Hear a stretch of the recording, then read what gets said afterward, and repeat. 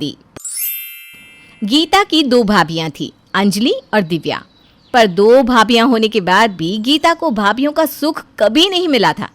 पर भाभियों को ननद का पूरा सुख मिल रहा था, क्योंकि गीता की दोनों ही भाभी एक नंबर की मतलबी थी। ऐसे ही एक दिन, गीता, मेरे लिए एक कप चाय बना दो अदरक डालकर। पता नहीं क्यों सुबह से ही सर में बहुत दर्द हो रहा है। घर में पूरा काम पड़ा हुआ है, समझ में नहीं आ रहा कैसे करूं। पर भाभी, मैं तो कॉलेज जा रही थी। अरे हाँ, मैं तो भूल ही गई थी कि तुम इस घर की बेटी हो। तुम भाभियों पर हुक्म चलाना जानती हो। भाभी की तुम्हें क्यों परवाह होगी। कोई बात नहीं, जाओ कॉलेज जाओ। ऐसी हालत में भी मैं घर के काम कर ही लूँगी। चाय को भी रहने ही दो। नहीं भाभी, रहने दीजिए। अगर मैं थोड़ी लेट भी चली जाऊंगी तो चलेगा, पर मुझे लगता है आपके सर में काफ़ी दर्द है। मैं आपके लिए अभी चाय बना देती हूँ। वैसे भी चाय बनाने में टाइम ही कितना लगता है। गीता अपनी भाभी की हालत देखकर अपना पर्स वहीं रख देती है और रसोई में जाकर चाय बनाने लगती है। ये देखकर अंजलि को बहुत अच्छा लगता है और वो आराम से अपने कमरे में जाकर टीवी देखने लगती है। कुछ देर बाद जब गीता अपनी भाभी के लिए चाय लेकर कमरे में जाती है तो वहाँ दिव्या भी आ जाती है और गीता से कहती है, अरे वाह, क्या बात है। बड़ी भाभी को अपने हाथों से चाय बनाकर पिलाई जा रही है और छोटी भाभी से पूछा भी नहीं जा रहा। नहीं भाभी, ऐसा कुछ नहीं है। वो तो मैं कॉलेज जा रही थी, तभी भाभी ने कहा कि उनके सर में दर्द हो रहा है तो मैं उनके लिए एक कप चाय बना दूं, इसलिए मैंने उनके लिए चाय बना दी। वैसे आपके लिए चाय रखी हुई है, आप कहो तो आपको भी लाकर दे देती हूँ। नेकी और पूछ जाओ, जल्दी से मेरे लिए भी चाय लेकर आओ, उससे पहले कि ठंडी हो जाए। वैसे भी मुझे अपनी ननद के हाथ की चाय बहुत पसंद है और आपके हाथ की चाय तो बहुत कम ही नसीब होती है मुझे। दिव्या और अंजलि गीता की झूठी तारीफ करके उसे अपनी बातों में फंसाते और उसे ये जताते कि उन दोनों को उसकी कितनी चिंता है। बेचारी गीता भी अपनी भाभियों पर विश्वास करती और उनके कहे हर कामों को चुपचाप करती। गीता के जाने के बाद दोनों देवरानी जिठानी अपनी ननद के भोलेपन का मजाक बनाती है। हाय, कितनी बेवकूफ़ है हमारी ननद। कभी कभी तो दुख होता है, अगर ये चली गई तो हमारा क्या होगा। दीदी, इसे जाने ही क्यों देना, रहेगा हमेशा इसी घर में हमारी मुफ्त की नौकरानी बनकर। ऐसे भी अब तो मुझे इसकी आदत हो गई है। अगर ये चली गई तो घर के काम कौन करेगा। अरे पर कितने दिन रोक सकते हैं हम इसको। कल रात को ही तुम्हारे जेठ बोल रहे थे कि गीता की शादी की उम्र हो गई है। वो तो मैंने उन्हें जैसे तैसे समझा दिया कि अभी गीता पढ़ाई कर रही है, शादी के बारे में ना सोचे। पर मुझे नहीं लगता कि मैं ज़्यादा दिन तक तुम्हारे जेठ को बेवकूफ़ बना पाऊंगी। दोनों देवरानी जिठानी आपस में बात कर ही रही होती है कि तभी उन्हें नीचे से अपनी सास रूपा की आवाज़ सुनाई देती है। रूपा गीता को उसकी इस बेवकूफ़ी के लिए डांट रही होती है। मेरे बच्चे, कितनी भोली है तू। क्या तुझे नजर नहीं आता तेरी दोनों भाभियाँ किस तरह से तेरे भोलेपन का फ़ायदा उठाती है। नहीं माँ, ऐसा नहीं है। सच में भाभी के सर में बहुत दर्द हो रहा था। और देखो ना, मैं कॉलेज के लिए ज़्यादा लेट भी नहीं हुई हूँ। अब तुम ना नाराज़ होना बंद करो। मेरी बच्ची तो कब तेज़ होगी। और बहुओं, तुम दोनों को मैं बता देती हूँ, अगर अब तुमने मेरी बेटी से इस घर का काम करवाया ना तो मैं तुम्हें मायके भेज दूंगी। फिर तुम दोनों अपनी भाभियों की मदद करवाती रहना। माँ जी, घर की बेटियों को एक दिन दूसरे घर की बहू बनना ही पड़ता है। अब कब तक अपनी बेटी को फूल की तरह पालोगी। एक ना एक दिन तो उसे ससुराल जाकर बर्तन मांजनी ही पड़ेंगी ना। तो अभी से ही क्यों ना सब सीख ले। अगर ऐसी बात है बहू, तो मेरी बेटी अपने ससुराल जाकर अपना काम करेगी, तुम दोनों के नहीं, समझी। गीता, कॉलेज जा। रूपा गीता के हाथों से चाय छीन लेती है और उसे ज़बरदस्ती कॉलेज भेज देती है। गीता के जाने के बाद रूपा अपनी दोनों बहुओं को अच्छे से सुनाती है, पर अंजलि और दिव्या को कोई फ़र्क नहीं पड़ता। अब इसी तरह से कुछ दिन बीत जाते हैं और एक दिन रूपा अपने बड़े बेटे दिलीप से कहती है, दिलीप बेटा, तेरी बहन जवान हो गई है और उसकी पढ़ाई भी पूरी होने वाली है। तुझे अपनी बहन की शादी की चिंता है भी या नहीं। माँ, ये आप कैसी बात कर रही हो। भला मुझे अपनी बहन की शादी की चिंता क्यों नहीं होगी। अगर इतनी ही चिंता है तो उसकी शादी के बारे में क्यों नहीं सोचता। माँ, मुझे उसकी शादी की चिंता है। पूछो आप अंजलि से। मैंने कुछ दिन पहले ही उससे गीता की शादी के बारे में बात की थी, पर अंजलि ने कहा कि गीता चाहती है कि पहले उसकी पढ़ाई ख़त्म हो जाए। और मुझे अंजलि और गीता का कहना भी सही लगा। एक बार गीता की पढ़ाई पूरी होने देते हैं, उसके बाद उसकी शादी के बारे में भी सोचते हैं। वैसे भी अभी गीता की उम्र नहीं निकली है। उम्र नहीं निकली है पर उम्र तो हो चुकी है ना, और शादी ब्याह अपनी उम्र में हो जाए तो सही रहता है। और तेरी बीवी तेरी बहन को नौकरानी समझती है, खुद तो आराम से कमरे में बैठ कर टीवी देखती है और मेरी फूल जैसी बच्ची से घर के काम करवाती है। माँ, आपको जैसा ठीक लगे आप वैसा करो, मैं आपके साथ हूँ। अगर आप चाहती हैं कि इसी साल गीता की शादी हो जाए तो आप उसके लिए लड़का देखना शुरू कर दो, बाकी मैं संभाल लूँगा। इतना बोलकर दिलीप ऑफिस के लिए चला जाता है। अपने बेटे से मंजूरी मिलने के बाद रूपा गीता के लिए लड़का देखने लगती है, पर जब गीता की शादी की बात अंजलि और दिव्या को पता चलती है तो उन दोनों के अरमानों पर पानी फिर जाता है। अब क्या करे दीदी, अब तो जेठ जी भी मान गए हैं और माँ जी तो शादी के पीछे ही पड़ गई हैं। अरे इतनी जल्दी मैं अपनी ननद को इस घर से जाने नहीं दूंगी। अभी तो शादी की बात चली है, शादी नहीं हुई है। मैं अभी देखती हूँ कौन लड़का गीता से शादी करता है। अंजलि और दिव्या ने भी ठान लिया था कि चाहे कुछ भी हो जाए वो गीता की शादी इतनी जल्दी नहीं होने देंगी। वहीं दूसरी ओर रूपा भी बड़ी तेज़ी के साथ गीता के लिए लड़के देख रही थी और आखिरकार राहुल नाम के एक लड़के से गीता का रिश्ता तय हो जाता है। मैंने तो सोचा ही नहीं था इतनी जल्दी इस गीता का रिश्ता पक्का हो जाएगा। अब हम क्या करें दिव्या? दीदी, क्यों ना हम खुद अपनी ननद का रिश्ता तुड़वा दें। मेरे पास उस लड़के का नंबर है, हम उस लड़के से बात करते हैं और कुछ ऐसा करेंगे ताकि वो खुद इस रिश्ते के लिए मना कर दे। अंजलि और दिव्या गीता का रिश्ता तोड़ने के लिए खुद उस लड़के से बाहर रेस्टोरेंट में मिलने जाती है और लड़के से झूठ कहती है। देखिए, हर भाभी चाहती है कि उसकी ननद का जल्दी से घर बस जाए, हम भी चाहते हैं, इसीलिए आज आपसे यहाँ बात करने आए हैं। फिर आपको ऐसी क्या बात करनी है जो आप यहाँ मुझसे अकेले मिलने आई हैं?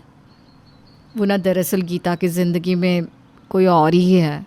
वो ये शादी नहीं करना चाहती। वो खुद तुमसे बात नहीं कर सकती थी, इसलिए उसने हमें यहाँ भेजा है ताकि हम सच्चाई बता सकें। गीता चाहती है कि तुम खुद इस रिश्ते के लिए मना कर दो और इस बारे में किसी को कुछ ना बताओ।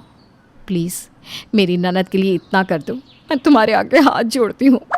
अंजलि राहुल को अपनी झूठी कहानी के जाल में फंसा लेती है और राहुल घर जाकर खुद इस रिश्ते के लिए मना कर देता है। इस तरह से अंजलि गीता का रिश्ता तोड़वा देती है। अब इसी तरह से समय बीतता है और रूपा गीता के लिए एक और रिश्ता देखती है, पर इस बार भी दोनों देवरानी जेठानी मिलकर गीता का रिश्ता तोड़ने की कोशिश करती है और लड़के के घर वालों को फ़ोन करके झूठी खबर देती है। मैं आपकी शुभचिंतक बोल रही हूँ। आपने अपने बेटे का जिस घर में रिश्ता तय किया है वो लड़की सही नहीं है।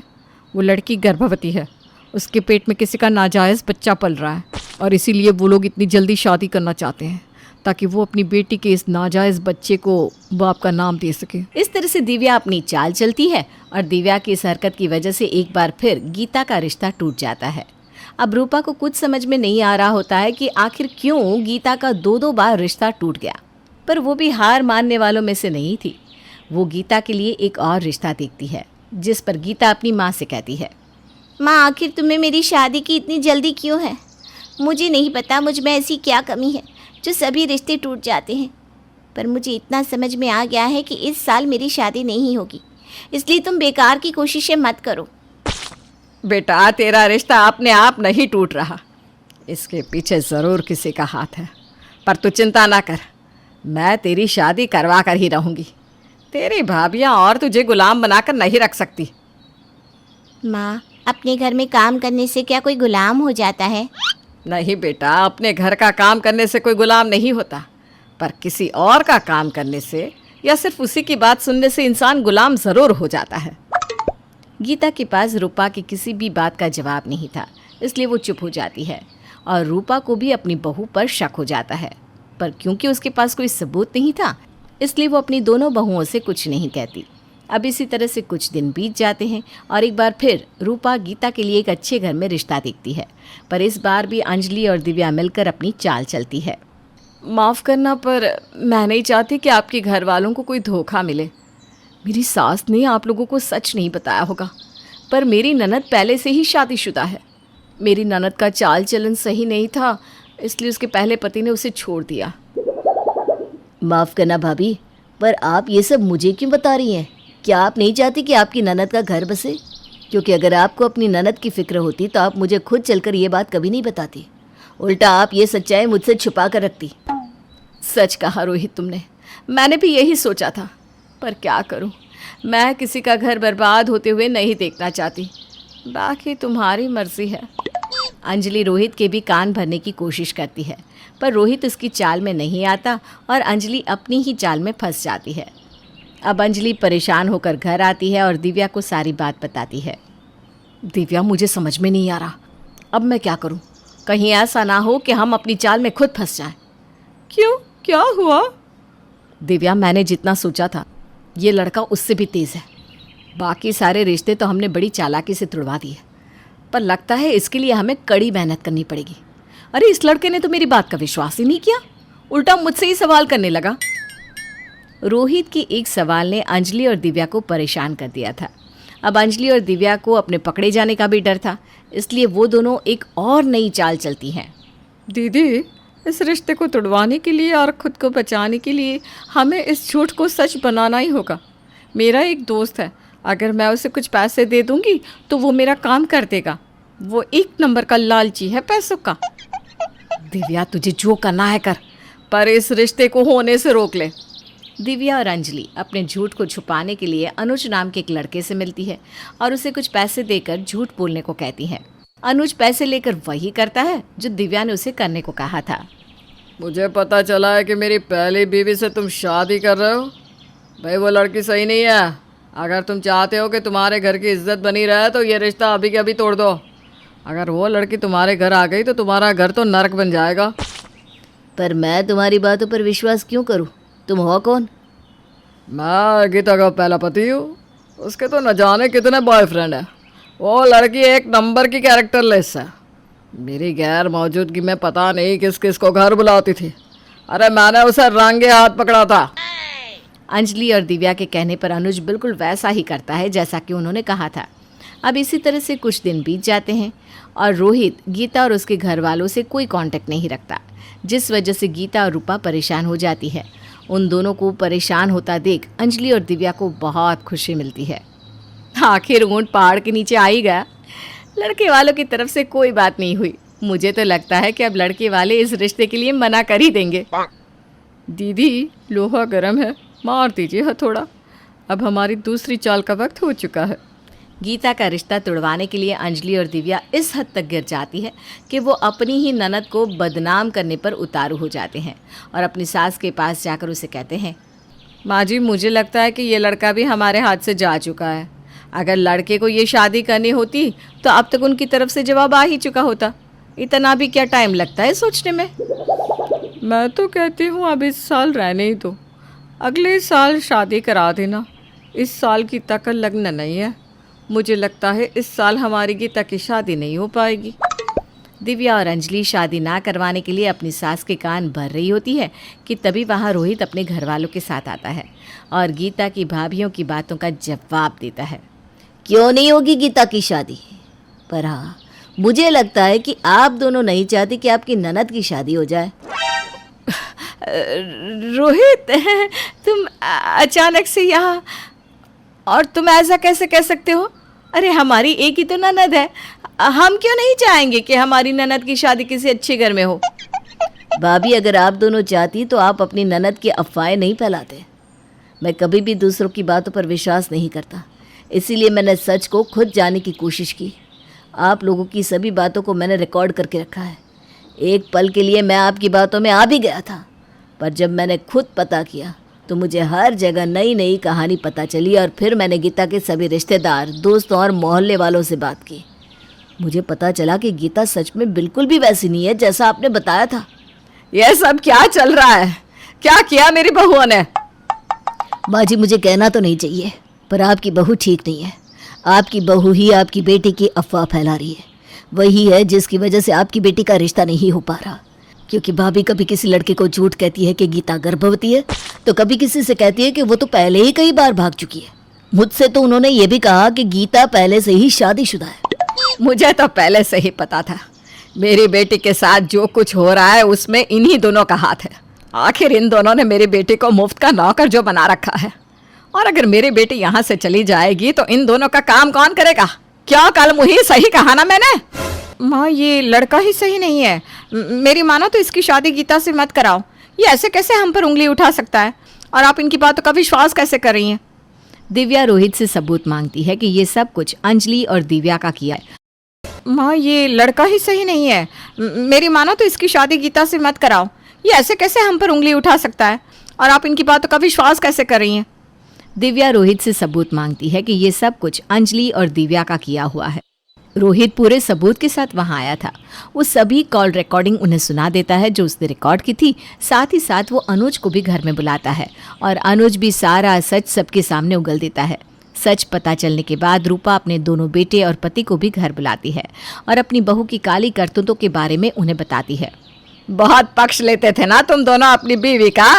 अब बताओ। अंजलि, मुझे यकीन नहीं हो रहा।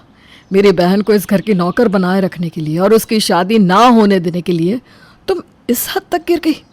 मुझे शर्म आ रही है तुम्हें अपनी बीवी कहते हुए, पर मुझे खुशी है तुम्हारे इतना सब कुछ करने के बाद भी मेरी बहन को इतना अच्छा लड़का मिला।